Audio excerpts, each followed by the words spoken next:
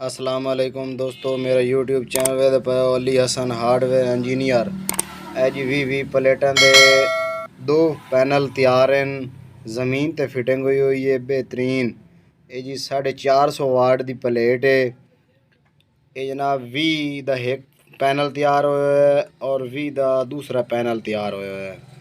बिल्कुल ज़मीन ते फिटिंग है। ये बैटरियां भी हुई हैं, अंदर वेख सकते हो बैटरियां पई हैं। उस तो बाद तुहानू ये अग्गा लैके चलने हैं जी। ये परमैशां दसने हैं ते जेड़ा पैप लगो है वो दसने हैं। चौरस पैप है जी, वो फिटिंग की हुई है। थले वह पिलर भी बने हुए है, थले पिलर ही इसे चौरस पैप दा बिल्कुल ये जी पंप है के पिया वो फिटिंग की है। बिल्कुल सोहनी फिटिंग हुई है, कोई मसला नहीं है। नहेर दा ये खलियां रह नहीं प्लेटा अपनी जगह ते बुल्ड लगे हुए हैं। चौरस पैप ला के मुकम्मल चौरस पैप लगे हुए है, यानी कि वो एक कैंची नुमा भी सपोर्ट दी है।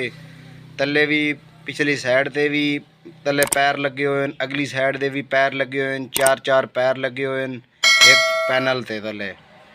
ते ये जी बिल्कुल प्यारी फिटिंग है और सस्ती फिटिंग है। काफ़ी साढ़े दोस्त मैसेज की पैन कि सानू सस्ती तो सस्ती यदी फिटिंग दसो ताकि प्लेटा साड़ियाँ महफूज रहन, नुकसान साड़ा ना होवे। ये जनाब तुहानू एक साइड विखा के दूई साइड ते लैके जा रहे हैं। ए वेख लो पैनल ही तुहाडे सामने इन पे बिल्कुल फिटिंग हुई है, विच गैप भी है।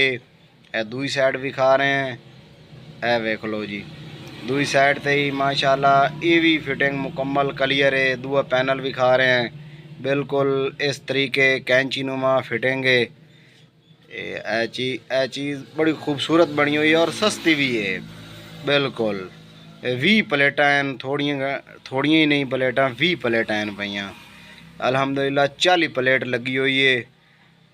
नेक्स्ट वीडियो से मिलेंगे, तब तक के लिए अल्लाह हाफिज़।